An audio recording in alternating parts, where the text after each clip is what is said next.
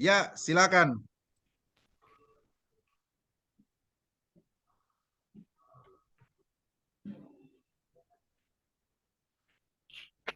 Ya, Assalamualaikum warahmatullahi wabarakatuh. Eh, Waalaikumsalam saya warahmatullahi wabarakatuh. saya dari kelompok 2 ingin mempresentasikan hasil desain kami. Eh, di kelompok kami ada ada 3 anggota. Yang pertama yaitu saya sendiri, kedua Firman, yang ketiga Milson. Mata kuliah vernakular dan kontemporer.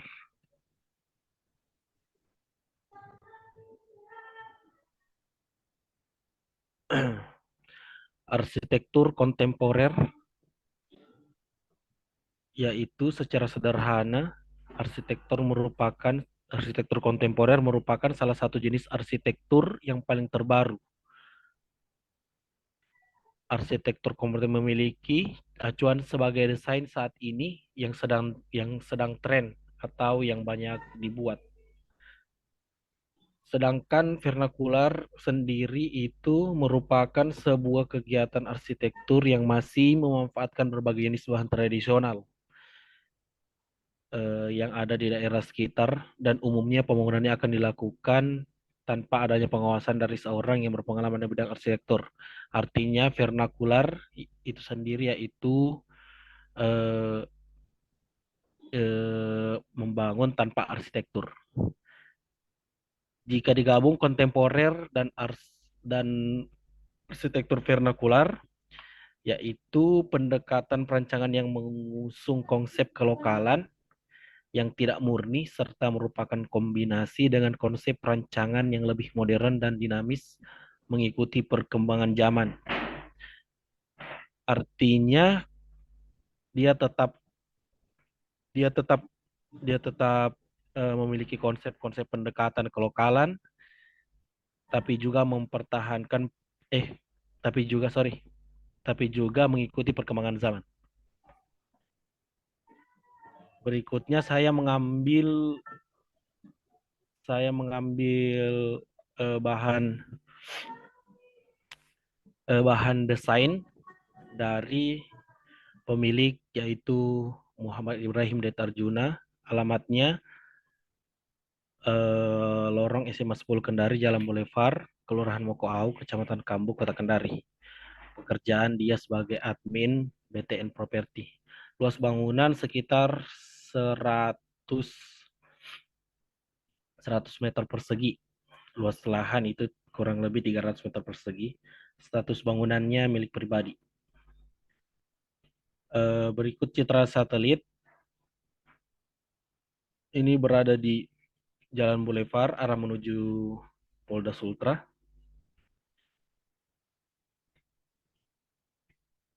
Lanjut di dana existing rumah. Dana existing rumah ini ruangan-ruangannya sangat monoton seperti pada gambar. Dia masih menanamkan prinsip vernakular, yaitu struktur kotak-kotak dan monoton. Spesifikasi bangunannya sebagai berikut. Lantai teras masih menggunakan rabat beton. Lantai dalam menggunakan finishing semen licin. Struktur tengah tiang menggunakan kayu balok. Dinding menggunakan papan kayu. Struktur atas menggunakan kuda-kuda kayu dan atap menggunakan atap seng. Jadi saya jelaskan, dindingnya ini masih pakai bahan yang artinya masih tradisional dan ramah lingkungan karena masih pakai kayu.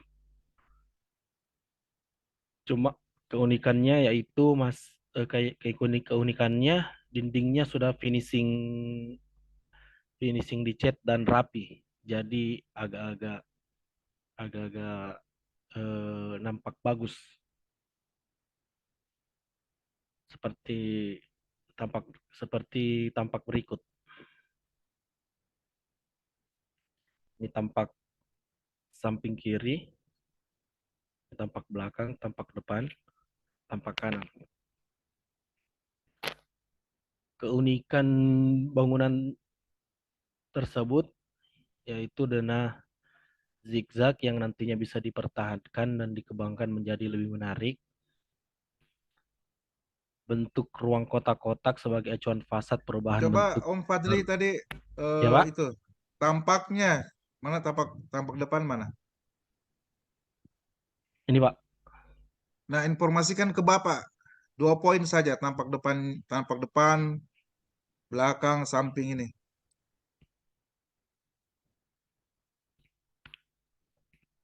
Tampak depan di sini seperti yang tadi saya bilang di sini teras dan carportnya masih menggunakan finishing rabat. Oke, lanjut. Eh, Lanjut. Next. Next, Oke. Tampak belakang.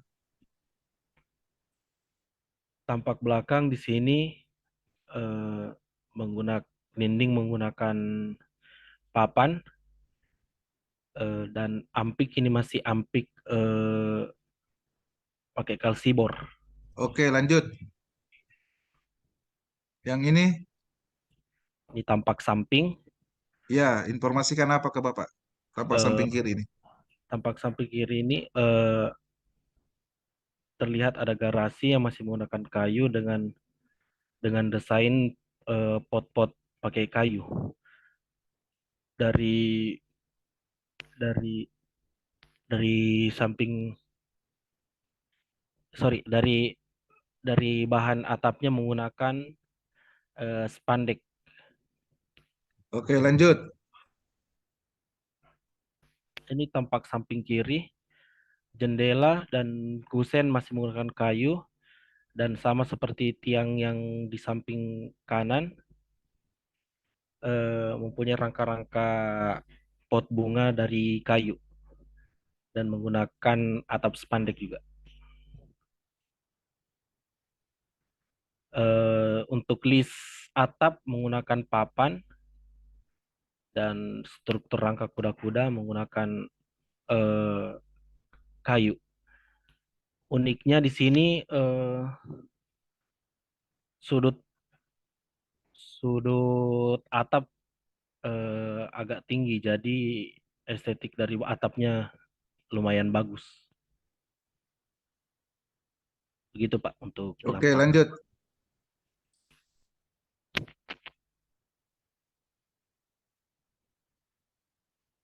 Ini denah yaitu berbentuk ruang kotak-kotak sebagai acuan fasad nanti untuk membuat konsep atau perubahan bentuk dana baru nantinya Pak. Di sini potongan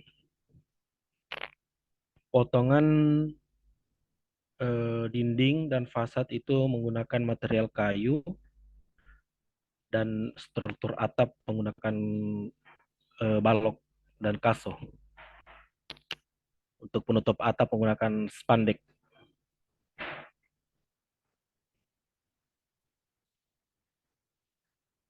Ini untuk spesifikasi tampak. Dari tampak menggunakan bahan papan kayu, finishing yang sangat rapi membuat rumah terlihat rapi dan unik. Tapi kembali lagi, ini rumah masih menggunakan bahan papan dan kayu. Jadi masih bisa dibilang ramah lingkungan atau vernakular.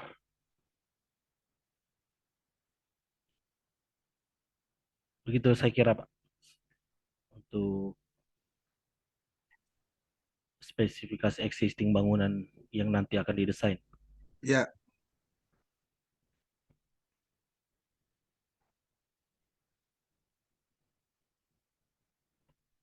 Lanjut studi literatur, saya persilahkan Pak Milson untuk melanjutkan penjelasan di studi literatur. Terima kasih.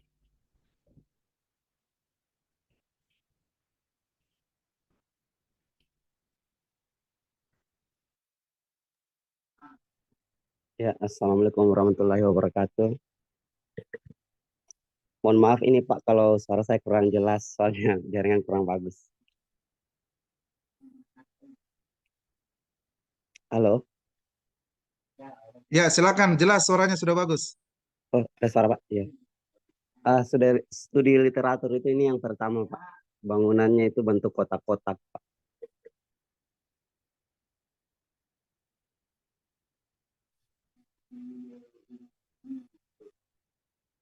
Halo, ada suara Pak?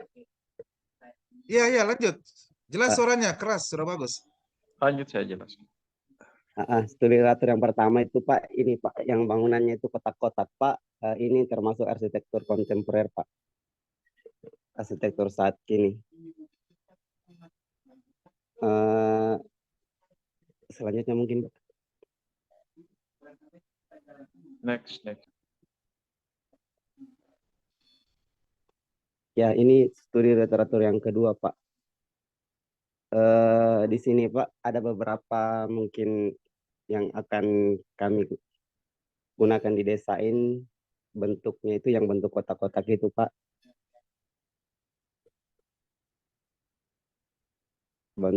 Bentuknya yang kotak-kotak Pak yang akan digunakan di desain kami Pak. Nah, selanjutnya Pak.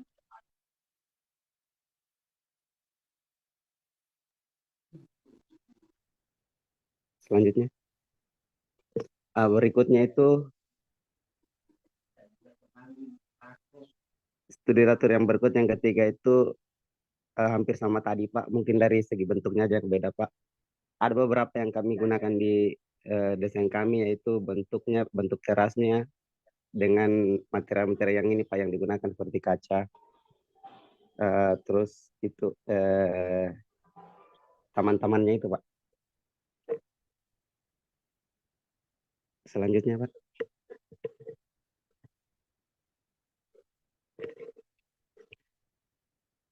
Studi literatur yang berikutnya itu Pak.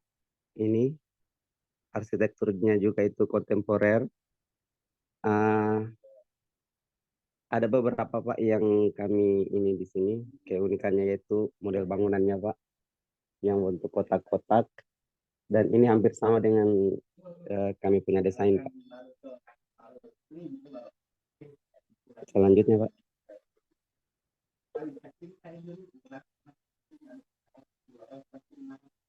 Nah, ini juga Pak hampir sama yang tadi Pak. Mungkin perbedaannya itu Pak yang tadi itu dia lebih uh, ada beberapa tingkat. Ini 2 tingkat persis dengan bangunan kami Pak. Modelnya juga hampir sama dengan desain kami Pak.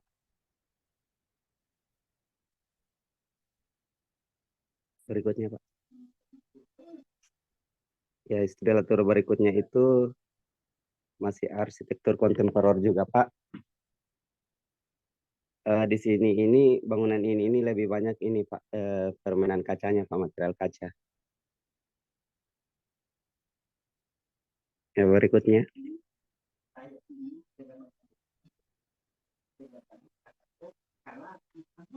studi literatur yang berikutnya itu bangunan masih kontemporer dengan ini Pak apa namanya ini masih juga dengan ini permainan kaca yang ini Pak, material kaca, penggunaan kaca yang ini lebih mengutamakan penggunaan kacanya Pak, dan masih kotak-kotak juga Pak ini. Selanjutnya yang berikutnya itu studi literatur masih kontemporer juga namun dengan gabungan antara kotak dengan segitiga ini Pak, yang sebagian itu kami eh, gunakan di desain kami Pak, termasuk yang kotaknya itu Pak. Berikutnya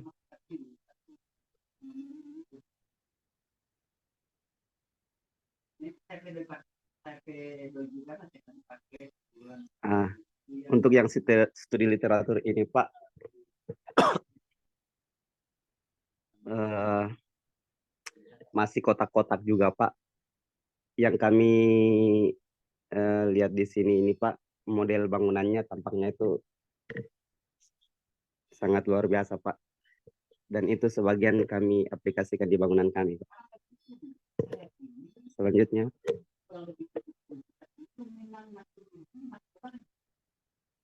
ya masih sama dengan yang tadi Pak, masih model kotak-kotak. Keunggulannya di sini itu Pak, itu model bangunannya itu yang kotak-kotaknya itu Pak, model kotak-kotak. Selanjutnya,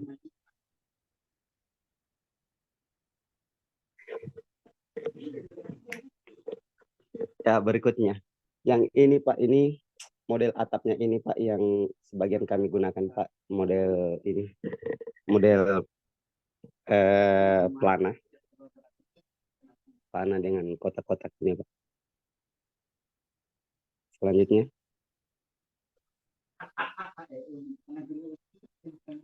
yang ini Pak hampir sama yang tadi Pak.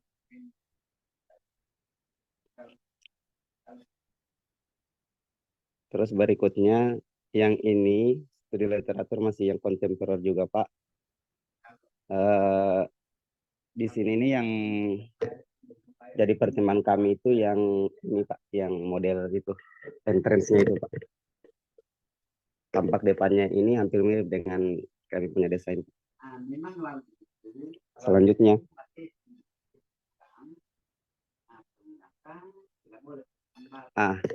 ini slide ini Pak merupakan transformasi bentuk. Ada beberapa yang kami pertahankan di bentuknya ini Pak. Seperti yang terlihat di gambar Pak, itu yang ada warna kuning itu, bentuk-bentuk itu yang kami aplikasikan di bangunan kami nantinya Pak. Selanjutnya mungkin. Nah, ini merupakan transformasi bentuk Pak, yang dari existing itu yang di atas Pak, terus ke bentuk-bentuknya itu sampai dengan hasil desain itu Pak, yang kami pertahankan dari bangunan lama itu yang model-model segitiga, kotak, yang itu Pak. Selanjutnya mungkin. Terus dari sekian tadi studi literatur itu Pak, ada sebagian yang kami gunakan di bangunan kami, seperti model segitiga, teras atas, model atap tadi itu Pak, terus permainan kaca untuk memperoleh ini pencahayaan alami Pak. Nah, mungkin berikutnya, slide berikutnya. Nah, ini merupakan transformasi bentuk kami Pak, dari tampak depan. Nah, di sini ini ya. Transformasi bentuknya itu model kotak-kotak dan segitiga dengan 2 lantai. Di lantai atas itu ada balkon, terus kamar, dan ini Pak, permainan atap itu Pak, yang seperti studi literatur tadi Pak. Berikutnya mungkin. Nah, sekarang masuk di konsepnya Pak. Setelah kami mendapat transformasi bentuk ini, muncullah konsep. Yang pertama itu konsep struktur bawah. Struktur bawah itu Pak, tujuan dari konsep ini yaitu untuk mendapatkan struktur yang sesuai dengan kondisi tanah, supaya tercapai pembangunan yang kokoh dan tepat sesuai dengan peruntukannya. Ada beberapa alternatif di sini Pak. Ada alternatif pertama, kedua, dan ketiga. Saya jelaskan secara garis besar saja Pak, soalnya ini kurang kelihatan. Yang pertama itu fondasi purplat.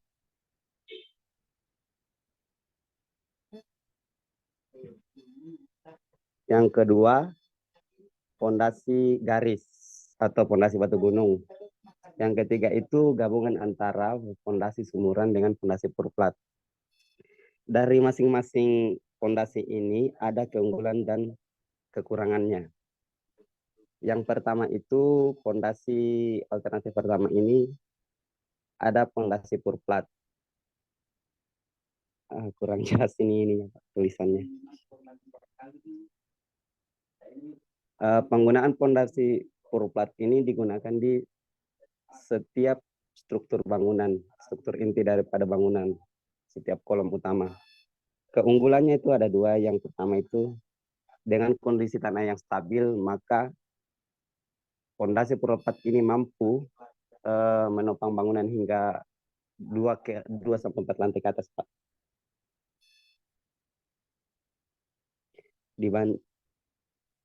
Dibanding dengan fondasi yang lain.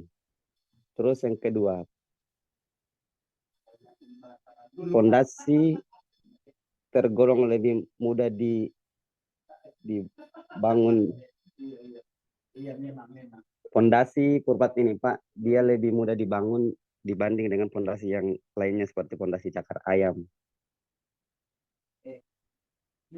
Terus kekurangannya dari fondasi ini, meskipun pekerjaannya cukup sederhana, namun di dalam pekerjaan itu dia harus melalui beberapa tahap, Pak, karena harus memenuhi mutu beton itu, Pak. Jadi untuk pekerjaannya itu memerlukan waktu beberapa lama, Pak, karena harus memenuhi standar beton, Pak.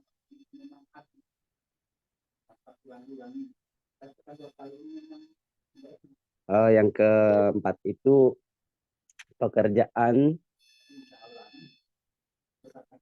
harus dikerjakan oleh tukang konstruksi yang mempunyai keahlian di bidang pembesian dan lain-lain. Yang fondasi yang kedua itu fondasi menerus atau fondasi batu gunung. Biaya pembangunan dari fondasi ini itu tergolong cepat, Pak. Terus menahan resiko kebocoran dari tanah yang ada di dalam bangunan, resiko penurunan lantai karena adanya pergeseran tanah dalam bangunan, Pak. Kelemahannya itu mungkin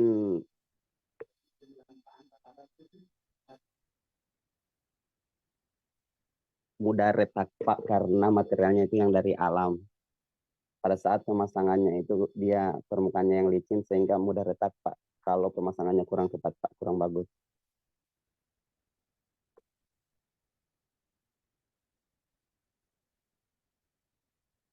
Yang keempat itu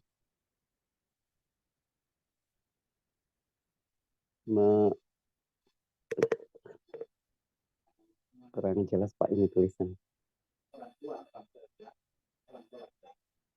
Membutuhkan waktu yang lama untuk pekerjaan karena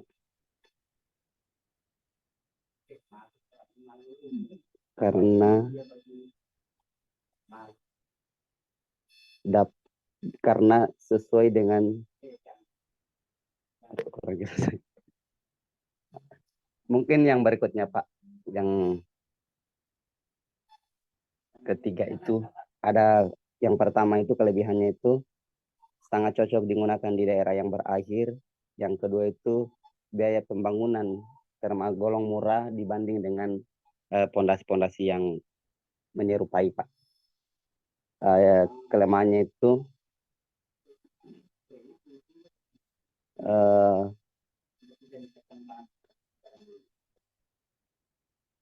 pekerjaannya membutuhkan waktu yang lama, Pak, untuk pekerjaan.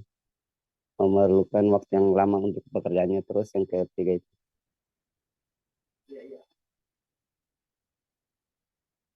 pekerjaannya membutuhkan tukang ini, Pak, ahli konstruksi. Adapun pembobotan daripada alternatif-alternatif tersebut yaitu Langsung saja ada dibaca 4. yang menang yang mana, Pak Melson? Ya, Pak.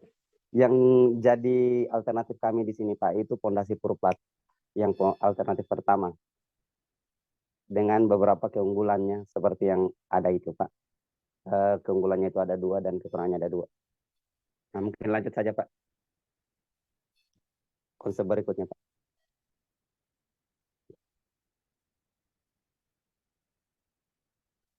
Ya, konsep struktur tengah.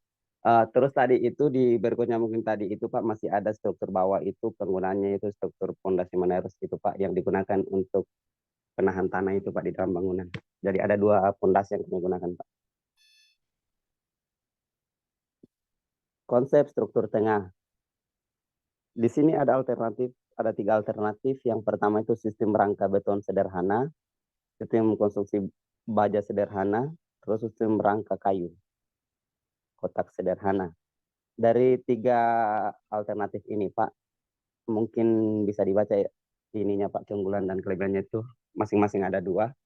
Yang menjadi pilihan kami di sini itu sistem rangka kotak beton sederhana dengan beberapa keunggulan. Yang pertama itu struktur beton sangat kokoh dan tahan lama, dia toleransi rendah, cocok untuk semua kondisi tanah yang stabil. Pekerjaan yang relatif mudah karena dapat dikerjakan dengan tenaga kalian rendah, material tersedia di semua lokasi, membutuhkan waktu kerja yang lebih lama karena dikerjakan secara bertahap. Itu kekurangannya Pak. Yang keempat juga pekerjaan untuk bagi relatif mahal. Untuk pembobotannya mungkin bisa dilihat Pak di sini. Ada yang paling tinggi itu cepat pembangunan Pak. Nah, mungkin berikutnya. Selanjutnya Pak, struktur atas. Ya, konsep struktur atas tengah bawah, yang bawah tadi menggunakan fondasi berupa, tengah menggunakan beton. Yang atas itu Pak, yang paling struktur atap itu yang kami gunakan yang itu ada 3 pilihan ini. Yang terpilih yaitu sistem rangka baja ringan. Ada 3 alternatif, kayu dengan sistem rangka atap beton itu Pak. Yang terpilih itu Pak yang baja ringan. Kenapa? Ada beberapa pertimbangan. Yang pertama itu mudah dalam pemasangan, berat atap lebih ringan dibanding dengan yang lain Pak. Ringan, kuat, tahan lama, serta tahan terhadap hama seperti rayap. Yang keempat itu pembuatannya tidak ramah lingkungan. Dalam proses pembuatan material ini Pak, itu dia tidak ramah lingkungan Pak. Untuk pembobotannya itu ada di samping. Nah, mungkin berikutnya.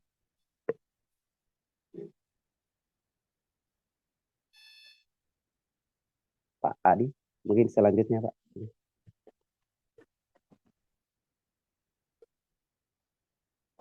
Mungkin selanjutnya Pak Firman Pak. Untuk site plan ini.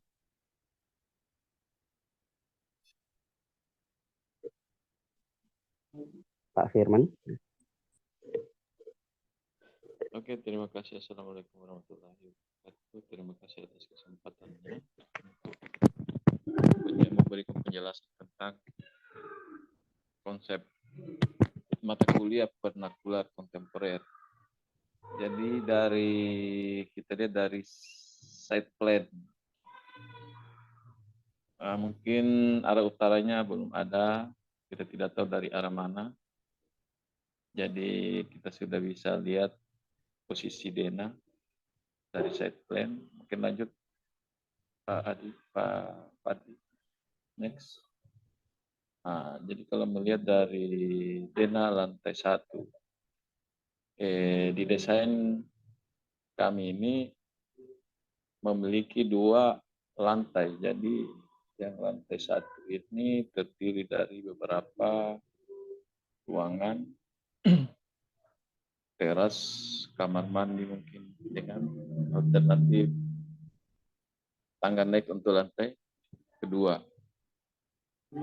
Jadi keterangannya kecil sekali. Kita baca. Terus lanjut, next mungkin di lantai kedua. Next Pak Padli. Ini dari lantai berapa? Lantai 2 ya. Jadi dari lantai 2 ini memiliki beberapa ruangan juga, termasuk carport ya. Balkon ya, balkon dengan taman-taman ya kalau saya tidak salah di tampaknya itu. Dengan di belakang juga ada teras balkon, di depan juga ini ada teras balkon juga. Dengan memiliki 1 ruang kamar dengan kamar mandi. Oke, lanjut next. Potongan Nah, jadi dari struktur, dari apa namanya, dari beberapa literatur kami yang tadi itu, kami menggunakan memang struktur beton dengan struktur bawah menggunakan plat, struktur tengah dengan struktur atas itu menggunakan atap baja ringan dengan ya. Terus next Pak Fadli. Ini dari 4 arah tampak bangunan sesuai yang desain.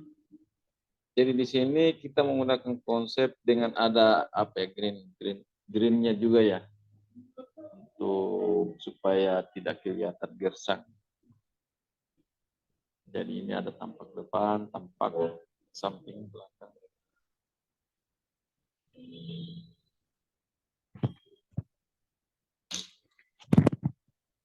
Lanjut Pak Fadli.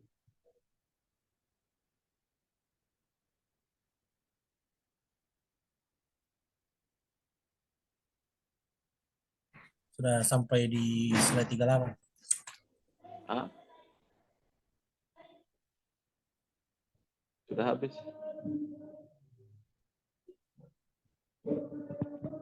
Ya, silakan videonya.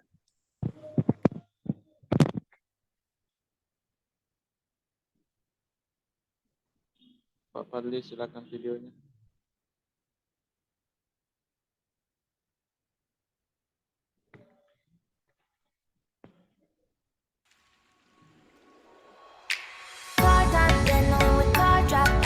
Belum kelihatan Pak Aldi videonya. Stop screen dulu Fadli. Nggak kelihatan Pak. Stop screen dulu Fadli nih, stop screen dulu. Stop screen. Oke, share ulang.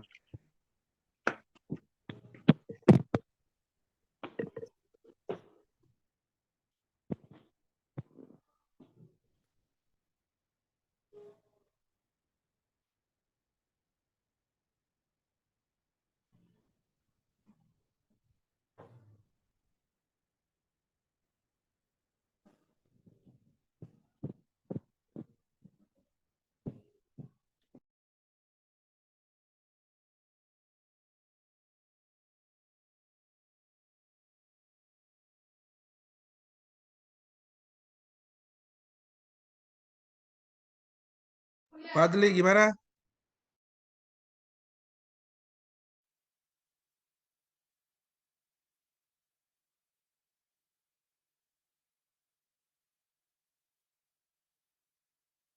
Ini Pak. Ya, silakan.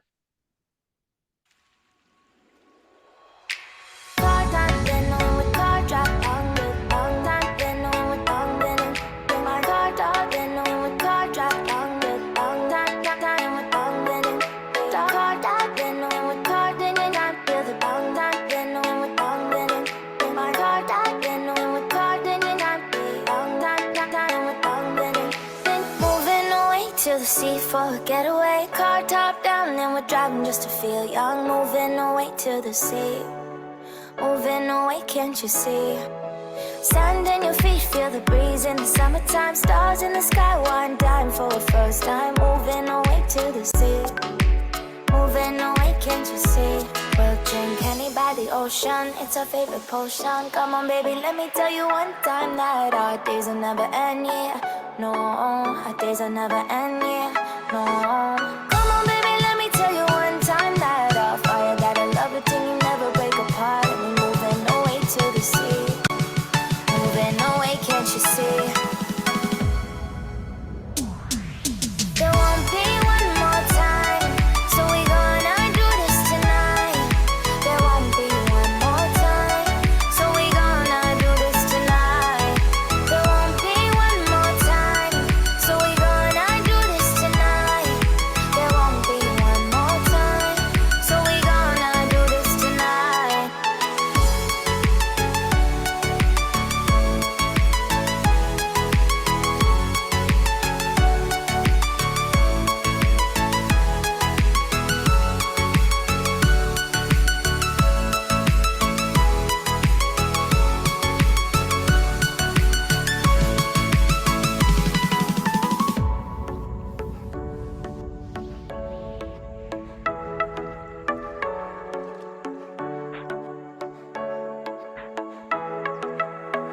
off your seat, clap your hands to the beat, grab your champagne glass tonight. We toast to freedom in the Caribbean, yeah, in the Caribbean, yeah.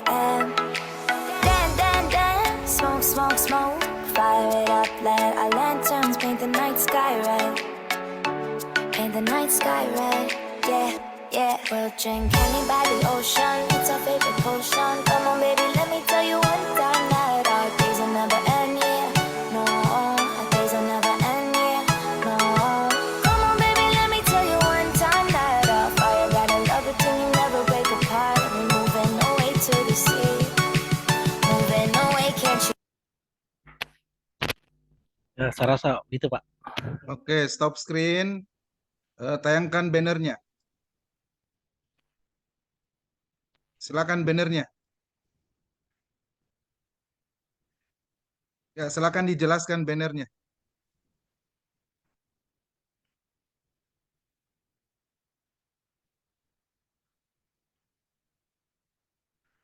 Di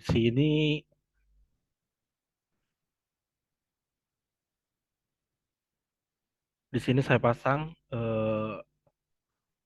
di tempat paling atas itu identitas dari kampus, yaitu jurusan.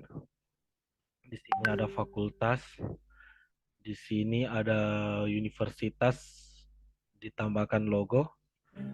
Sampai aja di Untuk anunya saja Pak Bati. Di untuk arsitek lebih jelas, langsung saya. nah di sini saya kasih gambar pradesain.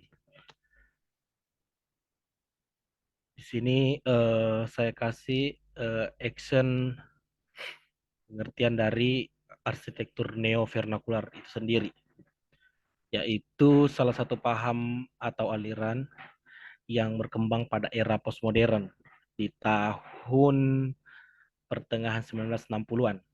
Postmodern lahir disebabkan pada era modern timbul protes dari para arsitek terhadap pola-pola yang berkesan monoton, yaitu bangunan berbentuk kotak-kotak.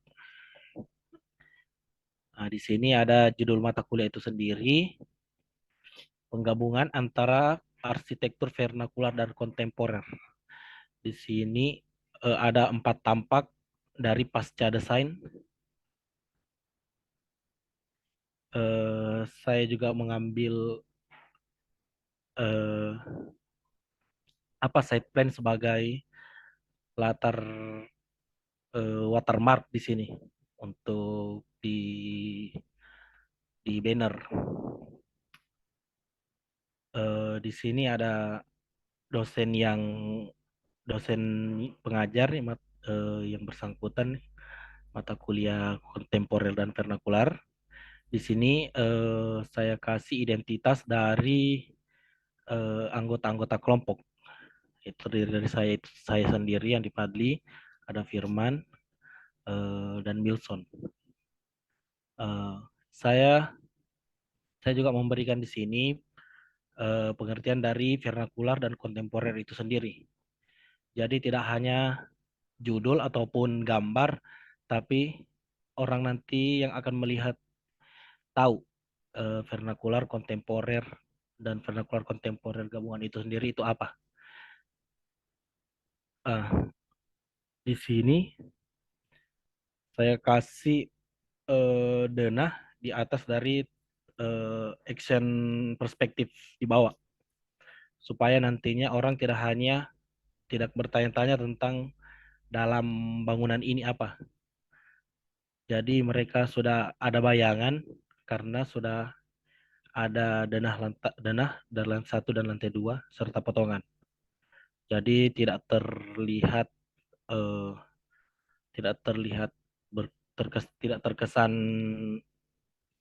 abstrak, tidak tidak jelas begitu. Di sini dari tampak seperti yang dijelaskan tadi itu kita ambil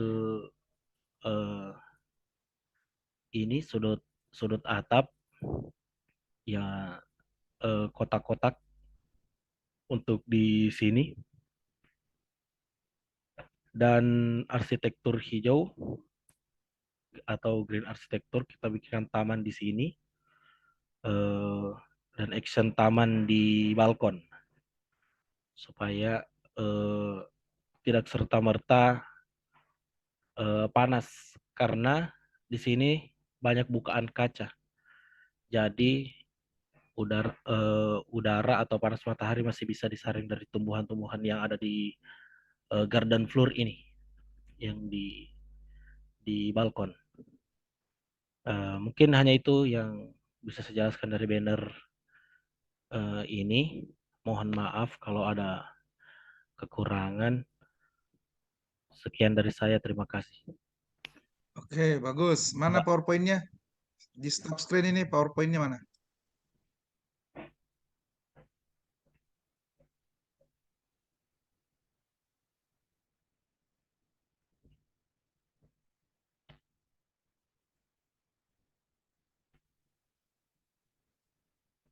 Oke, siapa tuh Om Fadli nanti bannernya dimasukkan di PowerPoint ya. Oh, siapa? Bannernya dimasukkan di PowerPoint paling terakhir. Terus tutup PowerPoint-mu ini dengan kata terima kasih. Oh, siapa? Ya, Fadli ya. Jadi kalau bikin Ya, Pak. PowerPoint selalu begitu ya. Iya, Di Pak. akhirnya tuh kamu ucapkan terima kasih ya. Siapa? Oke, sesi selanjutnya kita masuk sesi diskusi. Oke, coba slide 2-nya mana slide 2-nya? Di sini, Pak. Oke, Pak Firman. Pak Ya, Pak Chef. Firman, Ya. Bapak mau tahu apa pemahamannya? Oke, Pak Firman. Bapak mau tahu pemahamannya Pak Firman tentang arsitektur vernakular. Silakan.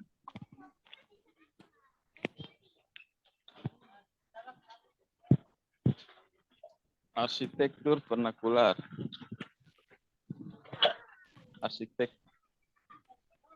Arsitektur vernakular merupakan sebuah kegiatan arsitektur yang masih memanfaatkan berbagai jenis bahan tradisional yang ada di daerah sekitar, dan umumnya pembangunan akan dilakukan tanpa adanya pengawasan dari seseorang yang berpengalaman di bidang arsitek. Mungkin seperti itu, Pak. Oke, kalau Pak Milson, apa pemahamannya Pak Milson tentang arsitektur Siap, Pak. kontemporer? Iya, kasih Pak. Pemahaman saya itu mengenai arsitektur kontemporer itu Pak, selain yang ada di itu di layar itu Pak. Arsitektur kontemporer yaitu arsitektur yang terpelajar. Yang terpelajar itu maksudnya ada arsiteknya, ada seorang ahli arsitek, terus arsiteknya itu arsitek masa kini, terus juga itu berkelanjutan atau arsitektur yang dirancang untuk beberapa tahun ke depan. Terus penggunaan materialnya itu sudah modern, materialnya itu sudah ramah lingkungan. Terus arsitektur kontemporer yaitu arsitektur khusus untuk arsitektur kontemporer itu dia itu kurang memperhatikan arsitektur ini Pak, kelokalan, sehingga arsitektur kontemporer itu lebih mengutamakan gaya masa kini. Mungkin begitu saja Pak. Dia lebih modern Pak, lebih masa kini Pak. Ya, oke, bagus. Coba Om Fadli, apa pemahamannya Om Fadli tentang arsitektur vernakular kontemporer?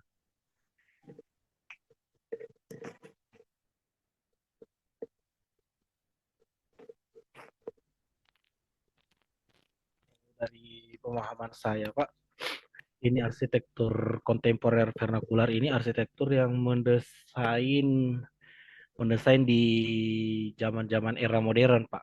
Tapi masih membawa unsur-unsur kelokalan dan tradisional yang turun-temurun gitu, Pak. Dia menggabungkan dengan satu konsep. Tapi dengan perancangan yang lebih modern. Begitu saya rasa, Pak. Ya, oke, bagus. Coba Pak Firman. Maaf. Pak Milson. Iya, Pak. Kenapa perlu digabung itu arsitektur vernakular dan kontemporer? Pemahamannya Pak Milson Oh, ya, gimana? siap, Pak. Yang tadi itu, Pak. Kalau arsitektur kontemporer itu, Pak, kan cenderung dia sudah masa kini, Pak. Dia itu agak lebih mengutamakan ini tren saat ini, sehingga dia tidak terlalu memperhatikan kelokalan, Pak. Sementara kalau vernakular itu dia, Pak, dia itu lebih utama dengan mengutamakan kelokalan, Pak. Dia lebih mengutamakan kelokalan di bentuk bangunannya. Sehingga kalau arsitektur vernakular kontemporer, Pak ya, dia itu, Pak, arsitektur vernakular kontemporer itu, Pak, gabungan. Bagaimana tadi, Pak, ini ya pertanyaannya, Pak? Kenapa perlu digabung itu arsitektur vernakular dan kontemporer? Ya, siap, Pak. Perlu digabung itu, Pak, karena kontemporer itu kurang memperhatikan kelokalan, sedangkan vernakular itu dia lebih mengutamakan itu. Karena kita hidup di masyarakat yang memiliki masing-masing beda, ada keunikan, ada kelokalan masing-masing setiap daerah, sehingga perlu adanya penggabungan itu, Pak, untuk bagaimana keunikan dari suatu daerah itu diaplikasikan di suatu bangunan yang kontemporer. Mungkin itu, Pak, karena kontemporer itu kurang memperhatikan itu, Pak, sehingga perlu adanya penggabungan itu.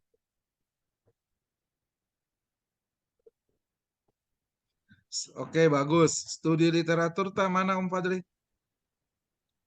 Studi literatur. Oke, coba Pak Firman. Menurut pemahamannya Pak Firman, apa kelebihan arsitektur kontemporer? 2 poin saja.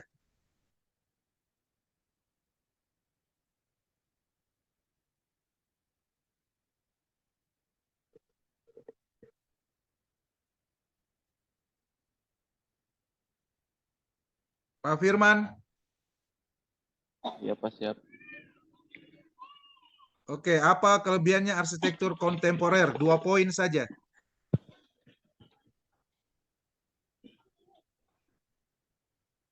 Kalau saya mungkin dari segi desain dengan bentuknya, Pak. Iya, kenapa itu? Artinya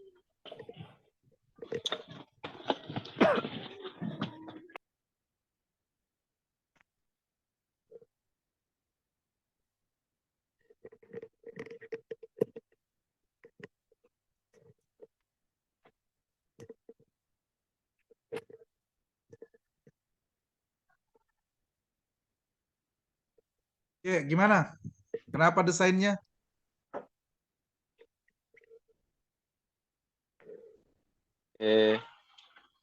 unik-unik bentuknya, Pak. Oke, satu. Yang kedua? Pertama unik, kedua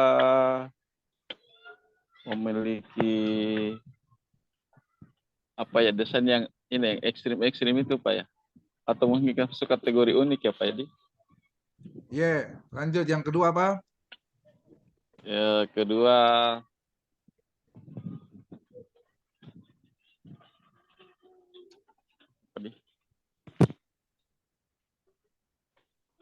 mungkin ekstrim ya desainnya.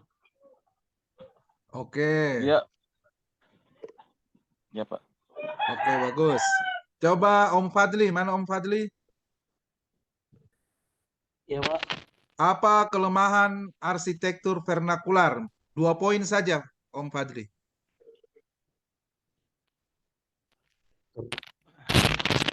struktur vernakular ya Pak. Iya, kelemahannya apa? 2 poin aja.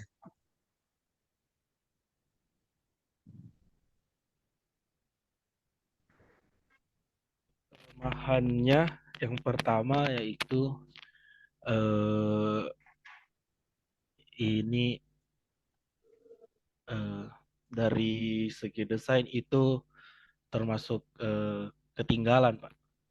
Menurut saya kalau Oke, itu poin yang pertama. Yang ya kedua, Pak, yang kedua itu bahannya itu eh, susah susah didapat sekarang Pak. Seperti misalnya kita mau bahan kayu sekarang itu sudah banyak hutan yang tidak tidak sudah dilarang untuk menebang pohon Pak. Dan kemarin yang menebang tidak melanjutkan menanam begitu Pak. oke, bagus. Coba Pak Milson.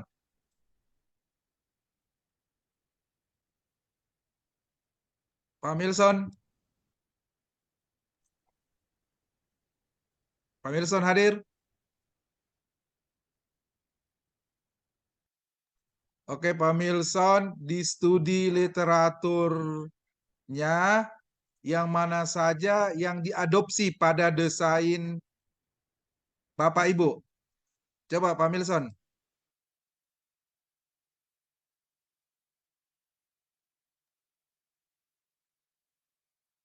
Coba Pak Fadli, di studi literatur yang mana saja yang Bapak Ibu adopsi? Silakan Om Fadli. Iya Pak. Yang saya Kursor tak mana? Satu aja, mana? Yang ya, mana? yang ini Pak. Yang Apanya yang diambil? yang saya adopsi ini struktur gantung dari sini Pak. Tapi saya ambil tidak pakai tiang bawah Pak. Jadi tidak serta-merta meniru, tidak serta menjiplak dari sini Pak. Dari sini. Baru di sini saya ambil atapnya saya tidak pakai datar, tapi saya pakai runcing untuk supaya tidak lebih jauh dari transformasi bentuk seperti Pak. Transformasi bentuk yang saya jelaskan tadi pada existing begitu Pak. Oke, bagus. Kalau Pak Firman, di studi literaturnya ini yang mana yang Bapak adopsi pada desainnya Bapak? Silakan Pak Firman. Kalau saya mungkin paling bawah coba. Fadli. Slide berapa? Coba ke bawah Pak Fadli. Yang ini bawah lagi ya, ini tadi di atas. Atas lagi, atas. Coba ke atas. Yang ini nih. Ke bawah. Di bawah. Nomor berapa? 22 ke berapa? Ini Ke bawah. Ada tadi itu yang segitiga. ini Bukan. Ke bawah kan deh. Atas. Ini, ya. Kalau saya dari sini, karena pertama dari ini bentuk atap, kedua dari struktur juga dengan pencahayaan ini kacanya, dinding partisi kacanya ini. Seperti itu. Oke, bagus. Pak Milson sudah ada? Jelek mungkin sinyalnya ya. Coba Om Fadli, konsepnya mana aja Om Fadli? ya Pak. Konsepnya, konsep. Struktur bawah, struktur atas, coba. Nah, Halo, Pak. konsep, ya. Pak Milson Ada mana? Putus-putus Pak ininya suaranya Pak. Nah, Pak Milson, Pak, tadi reload di dulu, Pak. studi, tadi di studi literatur Pak Milson, yang mana Pak Milson adopsi ke desainnya Oh iya Pak, yang di slide keberapa? segitiga itu Pak. yang ada segitiga sama ini Pak, plat layang itu. Di slide berapa? Yang tadi itu ada segitiga Pak. Ini termasuk Pak. Terus itu plat layangnya itu Pak. Yang struktur-struktur begini Pak, yang sebagian kami adopsi Pak. Yang plat Oke. saya keluar itu. Oke, jadi terkonek ya antara studi literatur dengan desainnya Bapak Ibu ya. Iya Pak, iya. Nah, coba Pak Milson, konsep apa saja yang dibuat? Mana? Yang tadi Pak, yang dia. Ya, struktur bawah. Kenapa memilih struktur bawah, Pak Milson? Kenapa Itu tadi memilih Pak, alternatif 1 sebagai struktur bawahnya? yang pertama itu Pak, karena kondisi tanah kita itu yang stabil, terus 2 lantai, karena struktur pondasi propat ini Pak, dia lebih tepat kalau digunakan untuk bangunan yang 2 lantai ke atas Pak. Karena pembangunannya juga itu Pak relatif lebih murah Pak Oke, bagus. dibanding yang lainnya Pak, itu yang serupa Pak, yang sejenis. Oke, bagus. Coba Pak Firman, Ya, Pak. struktur tengahnya apa yang dipilih? Alternatif berapa? Kalau saya lebih ke beton, Pak. Kenapa dipilih itu? Kenapa terpilih beton? Karena kita kan memakai 2 lantai bangunannya. Jadi sehingga kita pilih struktur beton untuk mengkonekkan dari struktur bawah ke struktur tengah. Jadi harus memakai beton. Oke, Yang bagus. seperti itu, Pak. Bagus. Pak Fadli, Om Fadli, struktur atasnya alternatif berapa yang terpilih? Kenapa? Ini di alternatif 1 Pak. Alasannya pertama yaitu bahannya itu mudah didapat. Terus ingat sebenarnya ini yang di atas ini kita pakai kolaborasi antara beton dan baja. Nah, di sini kenapa pakai baja? Karena pertama itu ringan, mudah didapat. Jadi semakin ringan struktur ke atas itu semakin bagus Pak. Karena mengurangi beban untuk struktur tengah dan bawah Pak. Seperti itu Pak. Oke, bagus. Coba Pak Firman, kriteria pada konsep ini menggunakan prinsip-prinsip arsitektur apa? Setiap kriteria pada konsep. Kriteria. Konsepnya mana Fadli tadi? Nah, itu kan ada kriteria. Nah, kriterianya itu menggunakan prinsip-prinsip arsitektur apa? Arsitektur vernakular atau kontemporer?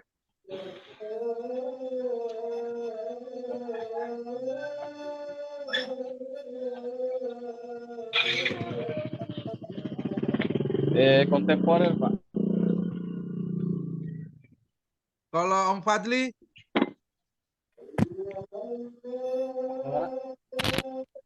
Kriterianya ini pada konsep, di setiap kriteria pada konsep kan ada kriteria itu. Iya, 1, 2, 3, 4. Nah, itu menggunakan prinsip-prinsip arsitektur vernakular atau kontemporer? Kontemporer Pak. Kalau Pak Milson? Iya Pak. Kalau saya Pak, kriteria vernakular itu kan dia mudah dirangkai Pak. Maksudnya tidak terlalu membutuhkan teknik yang tinggi untuk pekerjaannya Pak. Kalau dari segi pemasangan itu mungkin vernakular Pak. Tapi kalau dari segi material apa itu Pak, mungkin arahnya ke kontemporer. Karena berkelanjutan Pak, kita punya bahan Pak begitu. Jadi kriterianya arsitektur vernakular atau kontemporer atau gabungan atau bauran? Kalau saya sih termasuk gabungan ini Pak, yang ini, yang apa namanya? Karena dia mudah dirangkai Pak, biar lokal juga bisa merangkai Pak. Gabungan sih Pak kalau saya. Oh ya, oke, bagus. Coba Pak Milson, mana Iya Pak, desainnya? Om Fadli desain tak mana Om Fadli? yang ini Hasil desain, hasil hasil desain. desain. Nah, menurut Pak Milson, prinsip-prinsip arsitektur vernakular pada bangunan apa saja? 2 poin. Yang pertama itu Pak, eh, materialnya itu masih mudah didapat Pak, yang kami gunakan ini. Itu vernakularnya itu masih lokal, penggunaan lokalnya. Apa Terus itu? mudah, seperti bahan-bahan yang ada Pak itu, kayak betonnya itu masih mudah didapat Pak. Oke. Terus selanjutnya mungkin Pak, yang vernakular itu dari struktur-strukturnya ini Pak, mudah dirangkai Pak, cepat pembangunannya. Oke, Terus bagus. biayanya termasuk agak ekonomis sih Pak ini, dengan Oke, bangunan dua bagus. lantai ini. Ya, oke. Kalau Om Fadli, prinsip-prinsip arsitektur kontemporer pada bangunan apa? Ya, Pak. Prinsip-prinsip arsitektur kontemporer pada desainnya kalian ini yang mana saja? Yang pertama itu prinsipnya yaitu eh, fasad ya fasad bangunan yang kokoh, Pak.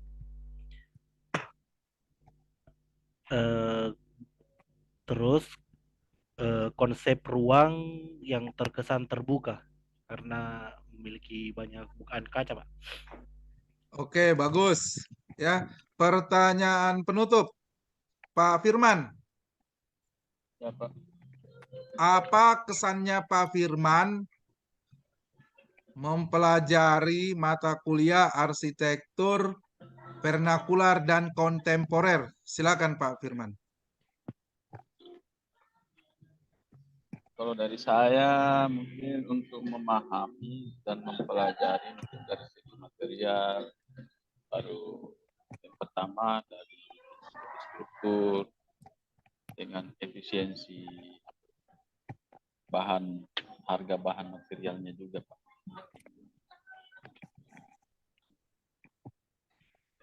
Terus mungkin seperti itu ya.